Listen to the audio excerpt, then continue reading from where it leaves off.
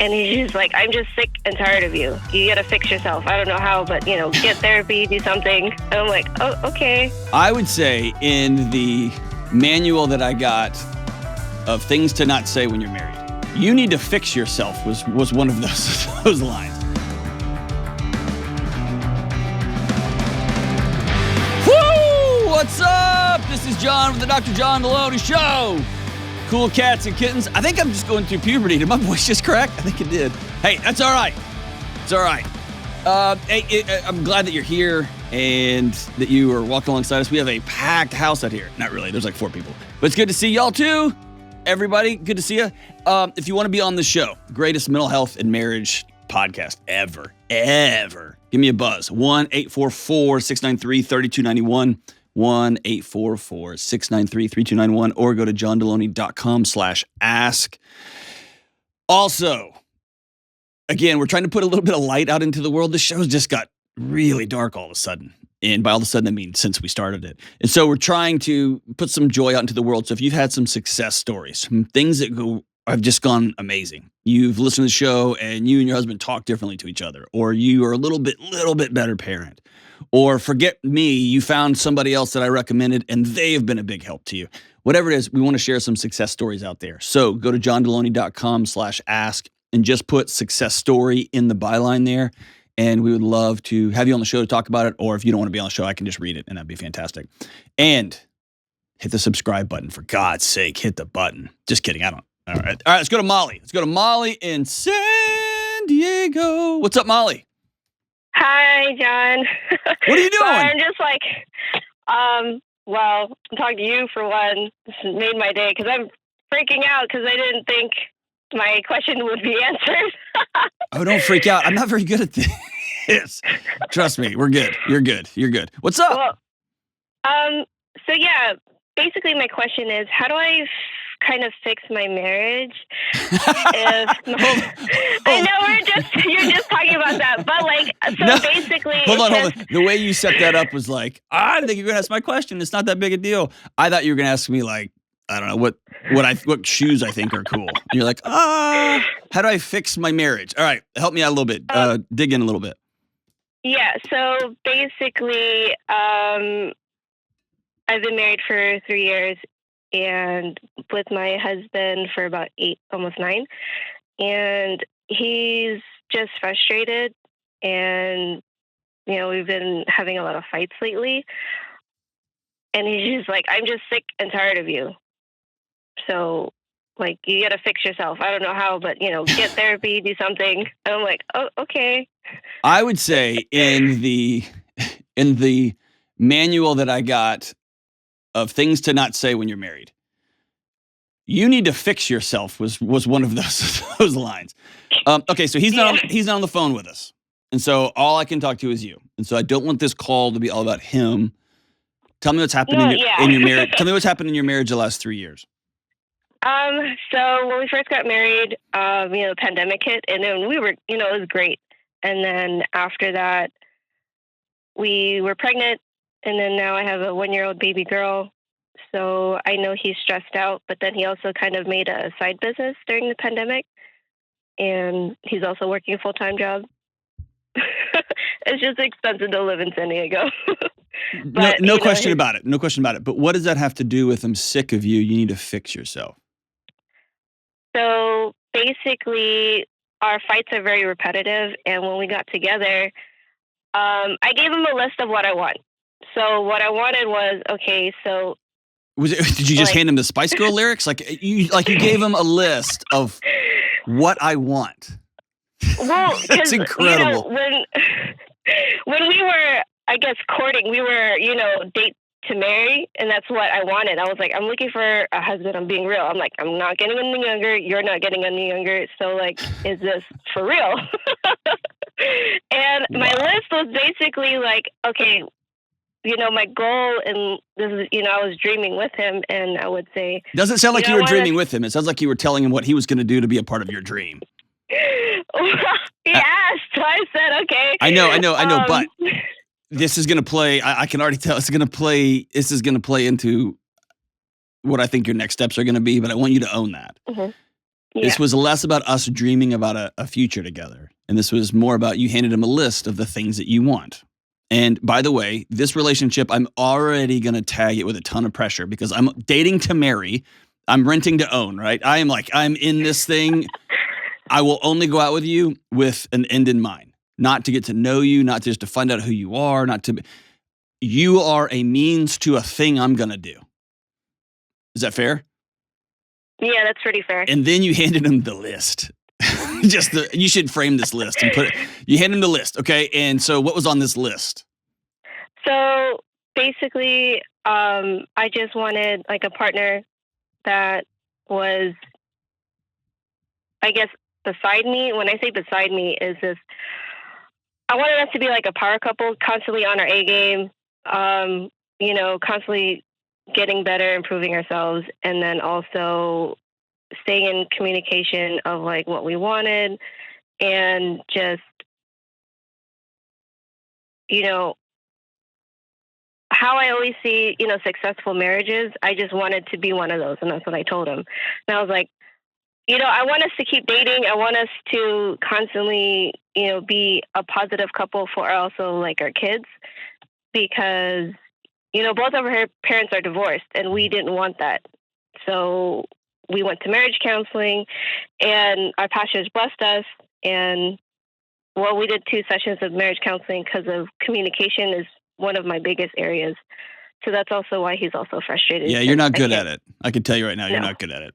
That's okay. There's things in my marriage that I'm not good at, and I've been doing this for more than 2 decades, right? But it sounds like you gave him a job description of this is the way things were going to be. And if you go back and I want you to listen to the things you said. By the way, I'm going to ask you to do something and you have to promise me you'll do it. You promise? Yeah. Do not read the YouTube comments on this, okay? Cool? Oh, yeah, no, I know. Okay, good. So, I do social media, so I don't. Okay, so listen, I believe with all my heart that you are coming at this with the best of intentions. You lived through hell as a kid. He did too. Yeah. And you have come to a place where that will not happen again. And the way it won't happen again is I'm going to control every variable moving forward. Correct? Yeah. Yeah. And so I bet you're a joy first-time new mom too, right? Incredible. And so I'm going to control every variable because I will not get hurt again. And so you end up hiring a husband. You don't roll over and look at somebody in the eye and say, I love you so much, and I'm giving you access to my soul. And that means you can hurt me worse than I was hurt as a kid. And I'm asking you not to do that. Let's build something together. That goes against every fiber of your being for good measure.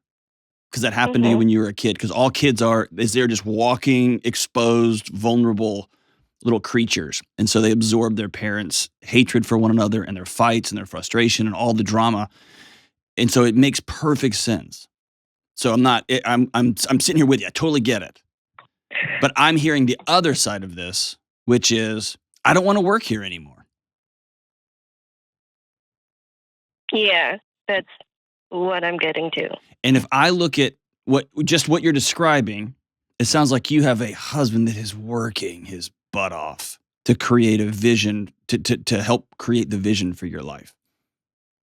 And if you go back and listen to the way you laid it out, want to be a power couple, a couple that's always doing this, there's nothing about a couple who abides in one another. I can anchor off the side of this thing because I'm so anchored into you and vice versa. And instead of saying, here's a list of what I want, my demand list, here's what I need. And those are asking somebody for their needs is an invitation. Asking someone to do what you want, that's a totally different proposition. You know what I'm saying? Yeah, I hear you. My boss tells me what I will do. My wife asks me, hey, here's what I need. Will you be a part of this? And one of those is exhausting. You've worked for bosses like that. It's exhausting. I wanted it like this. I wanted it like this. This is our company. We're going to do this. We're going to make this much money. It's just like, all right, dude. All right, cool. I need a break. Yeah, that sounds about right. Does that make sense? Yeah, he's just frustrated because I didn't meet that expectation that I set. No, it's not why he's frustrated. It's frustrated because he loves you and you won't let him in. Okay. He's frustrated because as soon as he starts moving close, you push his buttons so hard and you will nag and complain him to death, right? Am I wrong? Tell me if I'm wrong. Which is funny. I don't nag at him. Surprisingly, I don't nag. I'm not okay, so you might not nag, but it could be worse because nagging is just little bitty drops, right? Like I'm just sprinkling every minute of every day. That'll kill somebody. But so will just letting it all build up until you blast them with a fire hose. The water amount is the same. That's true. Oh, okay. Okay. Listen to me carefully. The issues that y'all are dealing with are not the problem. Okay. The issues are setting off automated responses that have been guiding your life for years. You will not get the marriage you want by controlling every variable. You will get the marriage you want by completely letting go and say, I love you till the end of time. Will you love me back? And sitting down together and saying, hey, let's build this thing that we want. Because he might not want to be a power couple. He might just want to love his wife like crazy and go for walks in the neighborhood. He may not have a vested interest in being the couple that everyone looks to. He may just want to love the crap out of his wife and his kids. Which, of course, over time makes you the couple that people look up to. Oh. Yeah. I can see that. You see what I'm saying? Yeah. And I understand, listen to me, what I'm asking you to do is going to be the most terrifying thing you've ever done. It's going to be scarier than having a kid. Because you already had that mapped out and planned out and blogged out, and you listen to all the podcasts and you got the books, you were ready to rock and roll. Actually, no, I just let whatever happen. What? I don't believe that for a second. Listen, the issues will keep coming up. And by the way, if you leave this relationship or he leaves this relationship, these are going to show up in your next relationship. They're going to show up in the one after that. Because you've married your unfinished business.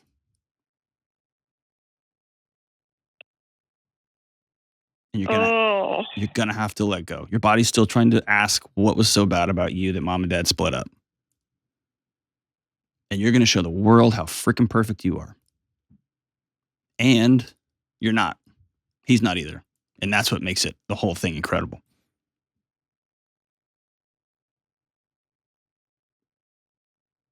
I see. Okay. You're so ridiculous. Well, got it. Ding. All right, here's your homework. Go ahead. Like, I'm just, with marriage counseling, our pastors were just like, set whoever has the highest standard, go with that. Yeah, it's stupid. It's dumb. So I was like, okay. Dumb. Marriage is not a high jump competition. It's so dumb. It's terrible advice. And if one of your pastors wants to call me, I'll tell them that to their face. It's terrible advice. So you set the higher standard and you meet that standard and then you raise that standard. Dude, you're setting your marriage up for a competition. Yeah. And it's a one-loss proposition. And that is not how successful marriages work. No. Successful marriages open their eyes every morning and they look at that weird nose hair and those weird breathing noises and God, what happened to your eyebrow? Like all that. And say, I love you because I choose to. And I'm going to be about helping you meet your needs today. That's how it works.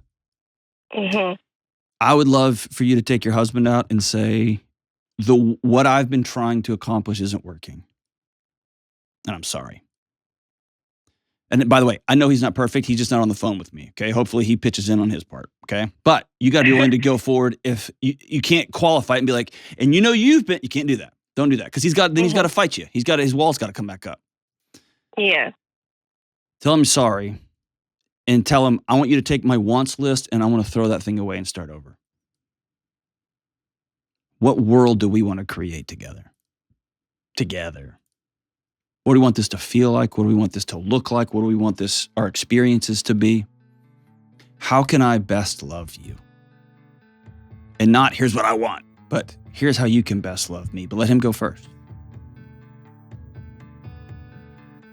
I think I think your marriage is going to be great if you and him stop trying to compete for whatever, some gold star, and be about loving each other and be about a shared vision of what not the next 40 years are going to look like. You don't know what's coming in 40 years. Let's get through 6 months. What do you want the next 6 months to feel like, to look like? How can we do that? And let's start there. And let's do this again in 6 months. Let's do this again after that. Let's keep building and rebuilding and building and rebuilding and building and rebuilding. And let's do it together. That, my friend, is marriage. We'll be right back. Hey, Delony here, and I've got a word from this episode's sponsor, BetterHelp.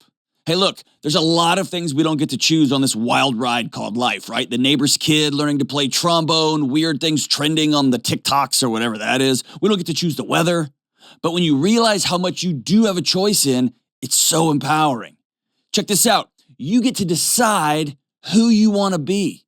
I get to ask myself the question, who do I want to be? You get to choose who speaks into your life, and you get to choose to pursue meaningful relationships. This is life-changing stuff, but I'll be honest, it's not easy.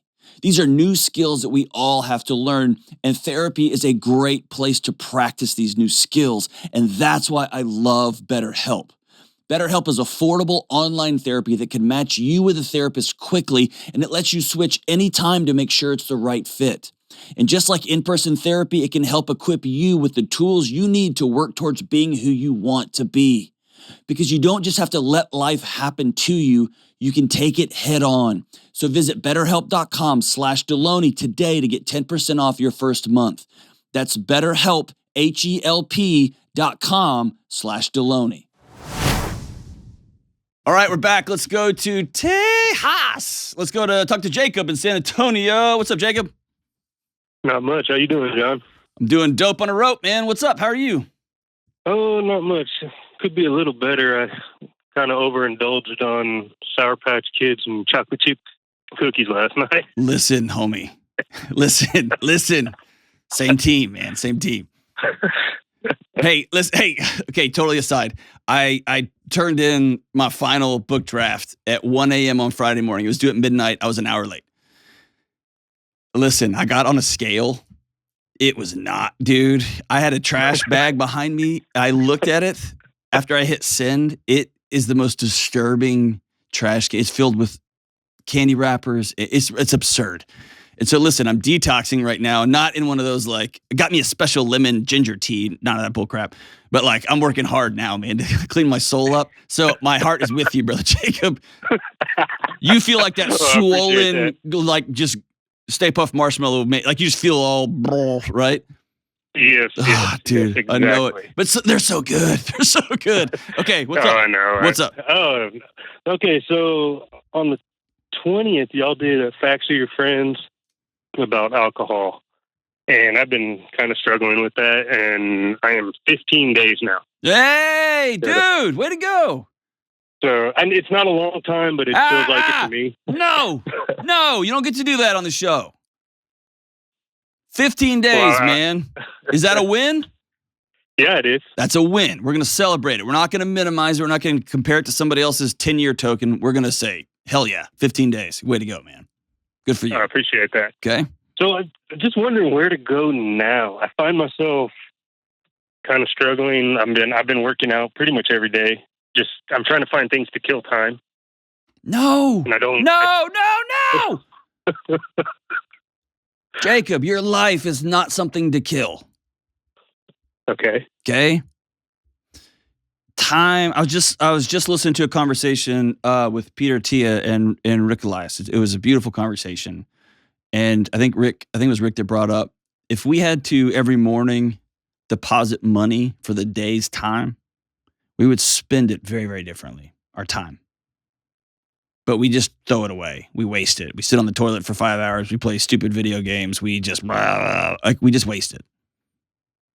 I don't want you to look at your life as something like just to kill until it's all over. See what I'm saying? Yeah, I do. And yeah, I also get that's in like you're in the phase where it's still minute by minute, right? It is, yeah. Yes. And it's like trying to find doing things, but not drinking. Like we did a game night, and usually we were all drinking when we do a game night. And I'm just the only one sitting there, and I'm like, man, this sucks. Yeah, dude. Game nights but then are tough. I felt better the next day because I didn't wake up in a haze. Of course you did. Yeah. And you remembered everything. But also, okay, there's several things. How long have you been drinking for? Well, I'm 43 since I was probably junior, senior in high school, I would guess. So Okay. a long time. Take me back 6 months ago. How much were you drinking? Oh, I could easily finish an 18-pack a weekend plus bourbon and stuff during the week. Quite a bit. Okay. Quite a bit. What made you want to quit drinking? Nothing was working. Everything was chaotic. And I kept thinking I would just drink to kill the chaos. And it wasn't working. So I'm like, well, that's not working, and I'm killing myself doing it. There you go. Let's do something else. Okay, so what you just said is really profound, and so I'm going to say it back to you in a little bit different way, okay? You have lived a life since you were a junior or senior in high school that you were hiding from. You were trying to cover it up with a tarp. And the thing about alcohol is it works really well for that. It allows you to get to the next day and the next day and the next day, and allows you to thumb your way. I mean, just kind of stumble through a marriage, and allows you to stumble through work until you find your next job. But it works until it kills you, right? Until you look up and everybody's gone. And so the path before you, quit drinking, right? And you've done that. You are on that. Are you going to AA? Are you going to meetings? No. This is just okay. You have to. Me by myself. You have to. Don't do that. Okay. You cannot. I can't. You cannot do this by yourself. Okay. And I know you want to. You can't. Okay. Okay. Quick pop quiz. Can you do this by yourself? No. No. You said it, not me. Okay. You can't do it by yourself. All right. So that's number one. Number two. Once you get out of the fog, and you're 2 weeks in, it's about another 2 weeks or so, you'll start to be able to see the world a little bit more clearly, okay? And here's where I think it gets really existential hard. You're going through the physical hard right now, so people need a doctor's help to get off, right? It's tough, quitting. Where it gets really tough is when you realize, I don't like any of the men sitting around this game table with me. I don't like how they treat their wives. I don't like the way they look at the world. They're just trying to kill their lives too. In the nerd world, we call it long tail suicide. I'm not pulling a trigger. I'm just slowly ticking off the days on a calendar until this whole thing just rides off into the sunset. And what you're going to find when you're sober is you got a lot of things to be grateful for. You're 43, so you're about halfway done, right? Statistically speaking. Yeah. And also, how did I get here? I don't like my job. I got to find new people to hang out with. I'm going to have to, right? So you have to rebuild some really important scaffolding in your life. And that's hard. You can't do that by yourself. I wish you could, man. I wish there was a way to do it by yourself. If I could figure that out, I'd be a trillionaire. You can't. You can't. CEOs whose lives fall apart and implode can't do it by themselves. Multi-bajillionaires can't do it by themselves. Drunks on the side of the road can't do it by themselves. Nobody can. That's how we're made. We are tribal animals, man.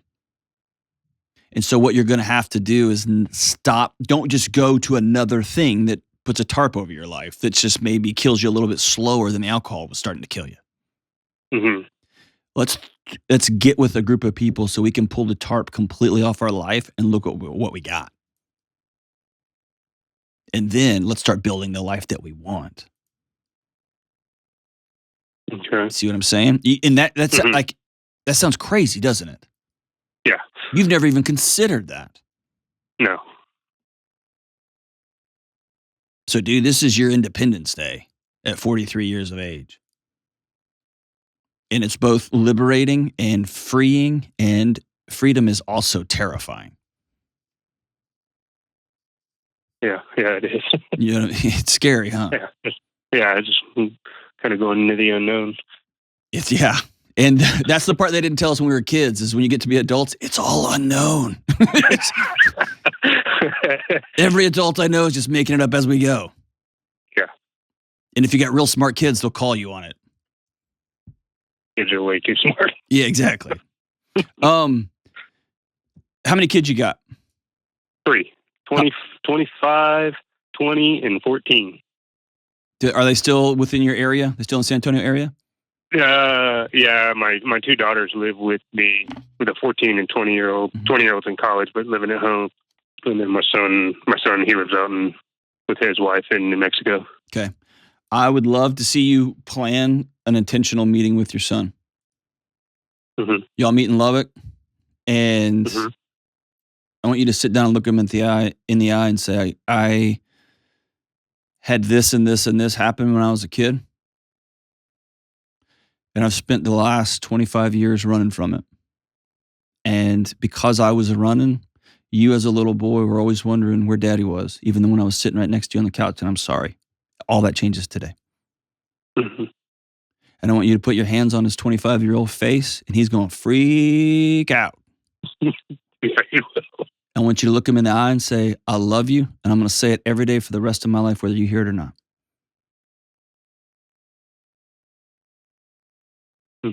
Okay? Okay.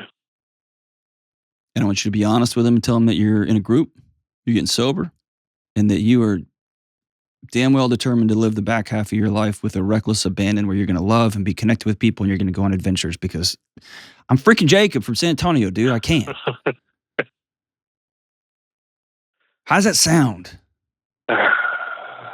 Scary. It is, yes. And this is the pep rally speech, right? This is like the 80s montage, like where the music's playing and you're like, oh yeah. And then you actually go to the gym and you're like, this sucks.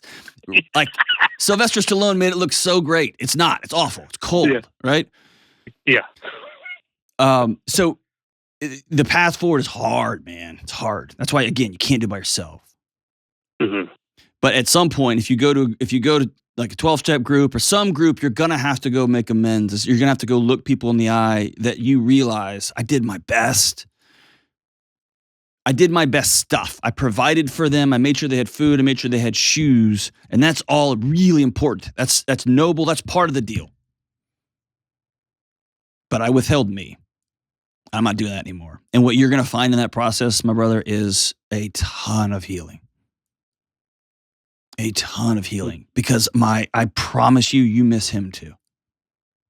Mm-hmm. And those 2 precious daughters, you miss them like crazy too. Mm-hmm. And they live in your house and you miss them. You know what I mean? Yeah. What do you do for a living? Project manager for construction. Do you love it company. Or do you hate it? I knew it. Moment. What do you want to do? What do you want to do? No. Well, I'm part owner of it, so I don't. Hey, I couldn't care less if you were the principal owner and CEO and you made $10 million a year. What do you want to do? I don't know. It's something Awesome. I've started to ask myself. Good. Hey, I've just been doing this for 21 years. And hey, you're going to find you've just, quote unquote, been doing a lot of things for 20 years, 25 years. Yeah. Right? And you never stop to ask yourself, what am I doing here? Mm-hmm. And the fact that, man, you're a good dad, aren't you? Yeah, I am. Feel good about that? Oh, yeah. Are you a good husband? Yes, better than I was. Hopefully we all are, right? Yeah. Hopefully we all We've been married 21 years now. We've been married, so. Good. Yeah, I'm right there with you. And hopefully in 30, when I cross the 30-year threshold, I can look back and be like, man, I'm way better than I was at the 20-year mark, right? Yeah. Even my wife's she's made a comment. She's noticed the difference in the last 2 weeks. Okay. Take her out and do this exact same thing that I told you to do with your son. Mm-hmm. Okay. Because my guess is for a long time you felt completely and totally alone in a crowded room. Oh, all the time. And my guess is you've probably shared a bed with a woman for 20 years that you love and that you know loves you, but you feel completely and totally alone. Yeah. A lot of the times, yes. Let's stop that. I say this with all due respect. At some point, that's a choice to hide. I agree. And you're going to have to practice not hiding, because not hiding is freaking terrifying. Oh, I know. My wife's forever telling me, use your words. I love it when our wives talk to us like we're toddlers and they're accurate. Yes. Yeah. Well, she's a school teacher too. So. Oh, even better. My wife was also. Trust me. Oh my gosh.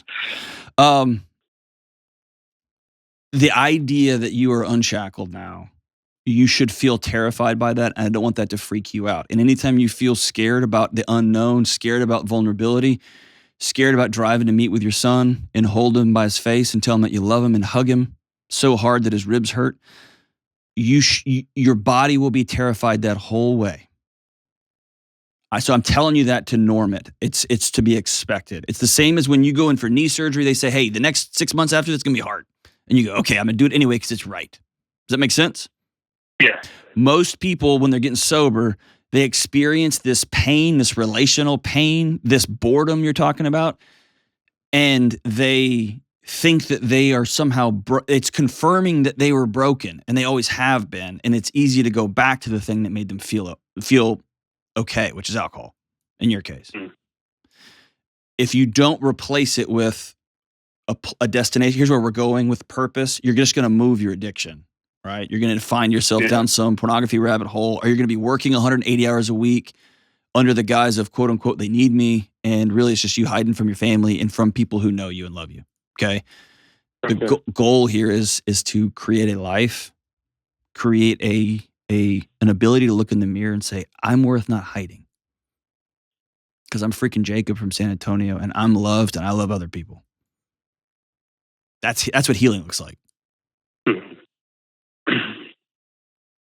Cool? Yeah. That sounds good. You're so full of crap. It sounds awful. It sounds awful. Yes, it does. It sounds awful, but I know it's the right thing to do. Okay, so before the day's over, before today is over, okay, you're going to find a group. You don't have to tell anybody you're going, but you're going to find a group. Doesn't have to be an AA group or some big, but you got to find a group. It could be, there's any number of groups in San Antonio, guarantee it. Yeah. And there's also quiet, I wouldn't say secret, but there's quiet ones for executives or people who are high profile or whatever. Like, find a group. Second thing is put a date on the calendar with your wife. You don't have to go tonight because it's going to take a minute for you to gear it up. You probably should write her a letter that you can read to her.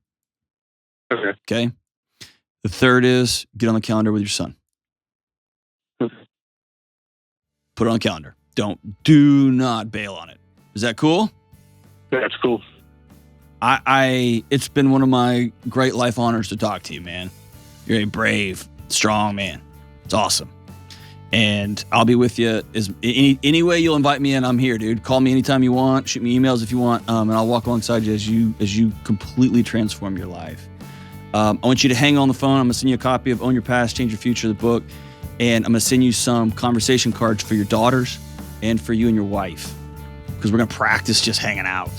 It's a thing we haven't done in a long time or ever. We're going to practice just being in community with one another. Just hanging out. Just doing hangout things. And maybe it'll give you a little bit of reprieve from looking around the room of your board game buddies and being like, oh my gosh, how did I end up here? I can't wait to see what happens next, brother. We'll be right back. Hey, good folks, John Delony here.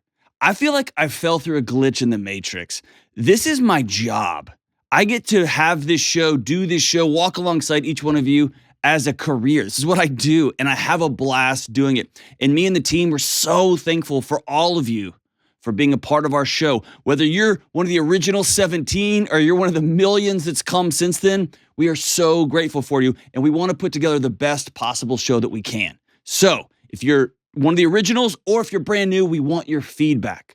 Tell us what you love about the show, what you hate about the show, what you'd like to see more of, what you'd like to hear more of, and what you want us to never do again. You can email us at askjohn@ramseysolutions.com. That's askjohn@ramseysolutions.com with your feedback. Thank you for being such an important part of this show.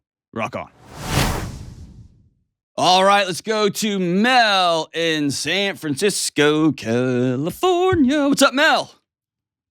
Hi, thank you for having me. Of course, thank you for calling. What are you doing? So I struggled with an eating disorder in secret for a majority of my teen years. I'm currently 20 and I'm fully recovered, but I notice that I'm still generally unhappy. Hmm. And I've started to wonder if recovering from the eating disorder was only treating the symptom and not the root problem. When I look back on my younger years, I feel like I never really knew how to relax. I was always in my head. Yeah. So I guess my overall question is, what steps do I need to take to start feeling genuinely happy? Hmm. Home life was hard, huh? I feel like I had a pretty good childhood, but for some reason I think the problem was socially. I always felt like nobody really understood me, Mhm. even back in like elementary school. A common, I don't want to throw shade at your home life, okay? Yeah. A common root of what you just said is people don't get me. Generally starts at home. Hmm. And that can look Hmm. everywhere from don't do that, like nobody wants, I don't have time to look at your drawings, or why are you dressed like that, or quit dancing and singing so loud. It can be any number of small quiet things that are trying to keep peace in an otherwise peaceful, nice facade home. And what you learn at a young age is I need to control me. I need to shut the machine down. And that's a really tall order Hmm. for a kid. And then often that stuff leaks out at school, and then people at school call you weirdo or call you whatever kid, and suddenly, whoa. Now, I'm not telling you that's your story. I'm telling you if I was a betting man, I would put my money there. I may be wrong. I may lose that bet. Hmm. Now you're 20. What does recovery look like now? Oh, yeah. So in high school, I had a lot of really bad eating and exercise habits. And now I feel like I don't resort to those things when I'm feeling down. But emotionally, I feel like I'm not in that much of a better place. How did you, who worked with you to get to this place? Yeah, when I was 18, I ended up seeking professional help and I worked with a therapist and a dietitian for about a year. Mhm. And then I moved out of the house. And from that point, I was able to eat more regularly and move on from those bad habits. So before we get into the what comes next, I want Mhm. you to be able to exhale for a second. So take a big, big inhale and hold it, like as big as you, deep as you can. And hold it for the count of 1, 2, 3, and then let it out. And I want you to pull your shoulders down as far as they'll go, okay? Mhm. You've done a really extraordinary thing. A powerful, extraordinary, unbelievable thing. And so someone who's just meeting you for the first time, I need you to hear me say, I can feel the strength and resilience on you. Okay? Thank you. And I think that chasing happiness, the quote unquote pursuit of happiness, is a dreadful journey to go on. And here's what I mean by that. Mhm. If I'm chasing happy, then I'm chasing feeling good. And if I'm chasing feeling good, then ultimately I start chasing not feeling bad. And if I start chasing not feeling bad, I start chasing not being uncomfortable. And there is no growth without discomfort. There's no achieving a purpose or achieving goals or having deep, wonderful, meaningful relationships without discomfort. And so, one of the great cultural lies we've been told is that not feeling uncomfortable is the goal. Not feeling sad is the goal. Not feeling frustrated or mad or angry is the goal. and we duct tape over everything and we professionalize everything so we don't have to see death and we don't have to see discomfort and we don't even have to have hard conversations with our friends. We just have them with our therapist. Everything's become professionalized, and all of a sudden we have found ourselves in these comfortable chairs in the middle of a life that's going nowhere, and our bodies are shutting down on us. And so what I want to challenge you is to not make happy the benchmark. I want to challenge you that purpose is your benchmark. Where do you want to go? Where do you want to be? What lights you up inside? Mm-hmm. How do you, the old Frederick Buechner, what's the great need in the world that brings you joy, that crystallizes your purpose, that you can cross, I mean, that you just have that perfect XY axis match? What is it? What lights you up? Mm-hmm. I've been writing since I was about 7 years old. Yeah. And currently I'm writing fiction novels, and I feel like I've always been an overachiever, and I've always known what I've wanted to do with my life. Mm-hmm. And I've had that sense of purpose, but I guess I'm going in that direction. I don't know if anything's changed in terms of how I feel about writing as my career. Mm-hmm. If it doesn't make me as excited as it used to, I think it still does. Mm-hmm. But I do feel like I'm pursuing what I want to pursue, but maybe I want to pull it apart. Let's pull it apart. Why do you love writing? Okay. Why do you love writing? It's kind of hard to know. I started when I was really young, and for some reason I haven't stopped. Do you love it because I you get guess to create worlds and then inhabit them? Yeah. Do you love it because you like the reaction people give you when they read your work? Do you like the discipline of having to get up and write every day? What are the things that bring you joy about it? I enjoy the therapeutic nature of it. Just also having a routine, like waking up, having my coffee, writing. And I do also enjoy other people reading my work and writing reviews or telling me they enjoyed it.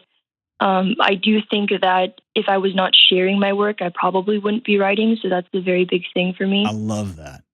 So let me tell you this. So at 16, I think maybe I was 15, I got a job at the local Burger King, right, in my neighborhood. Mm-hmm. And I ended up working there all the way through high school, even into my first year of college. I came back over the summer and worked there. And I learned in short order that it takes about 15 seconds to make somebody's day or to ruin their day. And people would come in with that, standing in that long lunch rush line, and they'd have that dead eye. There was no cell phones back then, so it was just this numbed out, staring off into space look. And by just quietly saying, "Hey, how's it going? How's your day?" There was this conscious snap back to reality, right? And there goes Rabbit, right? And so they would snap back to reality, and they'd look you in the eye and be like, "Oh man, it's great. Today's good," or "It's not so great." And then I could say, "I'm so glad it's going well," or "Tell me about it." And this is all while I'm just taking your number 2 combo with cheese, but no onions, right? Like it's very quick. And here's what I learned. That made me feel alive. And then I went to college and ultimately ended up studying education. And I worked with young people for years until I went and studied counseling. And then I started getting into mental health. And now I'm a freaking YouTuber, Mel. Like, I've got a podcast now. I've had a bunch of different jobs, from chief student affairs officer at a billion-dollar university to Burger King frontline guy. But if I pull a thread across all of those, I wanted people to feel a little better after interacting with me than when they got there. I wanted people to have a little more peace, a little more joy in their life, and a little more optimism going into their next phase. And so I tell you that to tell you this. You love the routine of writing, and you also love sharing your work with somebody else. I don't want you to feel the pressure of, that means I have to be a professional writer for the rest of my life. I am one of those too. I write for a living also. That's a hard life. It's a hard life. Mm-hmm. And the place I work at Ramsey, we have our own publishing house. I didn't even have to go get a deal. It's a hard, just writing and deadlines and edits and sub-edits. I was making edits on the way in on the phone today with an editor. It's hard life. My wife is an author. It's a hard life. And is there some places where you can bring your talents to help a business that's struggling to communicate their story about how they can help somebody's life into the marketplace? Is there a place where you can become a teacher and teach other kids how to get in touch with those feelings inside of them? Is there a place where you can share work with other people or share stories with people? There's a whole line of counseling called narrative therapy where right? So I'm telling you that to tell you this. Your purpose will be less in the action and more how you make other people feel and more how you are lit up from the inside out. And all of this is going to have discomfort along the way. And so I think the real challenge moving forward is, how does Mel make peace with discomfort? And how does Mel create structure? And I know you can create structure, right? Few people can create structure like you can override their innate systems to get a certain outcome. You can do that. You're a gangster at that. How can you become, not militant, that's the wrong word, but how can you become very disciplined in, here are the things that I know make me feel better. Here are the things that I know bring me joy. Here are the things, I'm going to do them even when I don't feel like it. And my guess is over time, your body begins to shift its default setting. There's a great line, and I think it's by Adler or one of those old psychologists, kind of the founding fathers of psychology. And it was this: I thought I could make my clients well by taking away their anxiety and depression. And what I found is I just made them empty. I had to help them take away their anxiety and depression, but then I had to fill that back with joy and optimism and laughter and purpose. And so you've done the incredible thing of stopping the hard stuff. You're no longer hurting yourself anymore, which is amazing. It's so hard to do. And if people have never experienced that, it is truly mind-boggling that you've pulled this off in this short of time, Mel. Amazing. The next question is, how do I take that emptiness and fill it up with good stuff along the way? You see, like I hope you hear my voice. Like, I am smiling about it. Like, this is optimism. This is a thing to be really excited about exploring, not something that should shut us down. It's the adventure of a lifetime. Does that make sense? Yeah, it does. Does it sound like woo-woo nonsense? It does. It should, because it kind of is. I just don't know how I find those things that make me happy, because I feel like I have a lot of hobbies, but they don't excite me that much, or they don't excite me as much as they used to. That's fantastic. They served a role in your life. Maybe your hobby is learning new hobbies. Maybe your hobby is, for 6 months at a time, spending time with a group of wackadoo cooking students, and then a group of wackadoo yoga kids, and then a group of, I don't know, essential oil salesmen. Don't be one of those. Or like whatever, somebody who breeds doodle dogs. I don't know what it may be X and Y and Z. The thing is, if you enter into those looking for ways that they will complete you, they never will. You're complete. You're good and worth being loved. And all of your weirdness and all of your fictions, all of it. You're whole. It's now going to seek those things, not that are going to fill you up and quote unquote make you happy. It's going to be the things that bring you deep satisfaction and into relationship with other people. And so I tell you, if you used to do things that really lit you up and now they're like, meh, cool. Give those a ride, man. Sell your bicycle and go get a guitar, or sell your guitar and go get whatever the thing is. Another thing I'll tell you is this. I would recommend with all of my heart, above all other things, to go get a new counselor and to say, I went through this time in my life. I really, really struggled from disordered eating and from some pretty exercise addiction. And I'm now in a place where I'm not doing that anymore. And now I need to practice what comes next. And I've never had to do this before. This is unnew territory for me. Will you help me practice what's next? You may have some depression in there. Your body may respond with some anxiousness. It's just your body trying to take care of you as you head into uncharted waters. And having a professional counselor to walk alongside you is really important during those times. You are worth being loved, and you have strapped yourself to the mast, dude, while the storms raged and the storms passed. And now there's calm water, and now you can untie yourself from the mast and say, all right, where are we going to go next? Get somebody to walk with you. It's an honor to have gotten to spend some time with you, Mel. You're incredible. We'll be right back. Hey, Delony here. One of the things I love about my job is answering the tough questions people have when they call into the show. Your stories are incredible, and each person's situation is unique. And for years, people from all over the world have been asking if I do private counseling or private coaching sessions for them or for their spouse. And as much as I'd love to, I can't realistically do one-on-one coaching sessions with every single person. It's just not possible. But that's exactly why I wrote my new book, Own Your Past, Change Your Future. Within the pages of this book is exactly what I would say if you and I were sitting down together at a table looking for the next right move for you to make in your relationships or to help you live a more whole and peaceful life. As you read through each section of this book, I will show you how to look and own the roads from your past and head to the new roads of a well life moving forward. Go to johndelony.com to get your copy today. That's Own Your Past, Change Your Future at johndelony.com.